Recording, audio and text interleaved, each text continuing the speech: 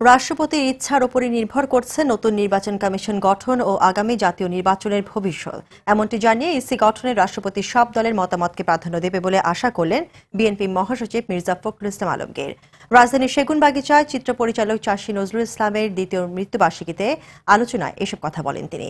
মির্জা ফখরুল এও বলেন, Zia charitable trust মামলা নিয়ে বিএনপি চেয়ারপারসনের সম্পর্কে মন্তব্য করে আদালত অবমাননা করেছেন প্রধানমন্ত্রী। তিনি অভিযোগ করেন, জঙ্গিবাদের সঠিক তদন্ত ও বিচার হচ্ছে না। সঠিক তদন্ত হলে এর পেছনের গডফাদারদের মুখোশ খুলে দেবে। একটি সহায়ক সরকারের অধীনে যদি একটি নিরপেক্ষ শক্তিশালী নির্বাচন কমিশন গঠন হয়, তাহলে একটি ভবিষ্যতে একটি সুষ্ঠু নির্বাচন হওয়ার সুযোগ রয়েছে। আমাদের সেই প্রস্তাবে সাড়া দিয়ে মাননীয় রাষ্ট্রপতি তিনি রাজনৈতিক দলগুলোকে আহ্বান করেছেন, আমাদেরকে প্রথম দিন দেখেছেন, আমরা তার জন্য তাকে ধন্যবাদ জানাই। এখন শেষ পর্যন্ত উনি কি করবেন তার উপরে নির্ভর করবে নির্বাচন কমিশনের ভবিষ্যৎ। বাংলাদেশের ভবিষ্যৎ নির্ভর করছে সত্যিকার অর্থে একটি গণতান্ত্রিক সরকার নির্বাচিত করা এবং গণতান্ত্রিক পদ্ধতিতে নির্বাচন করা, সকল দলের অংশগ্রহণের মধ্যে নির্বাচন।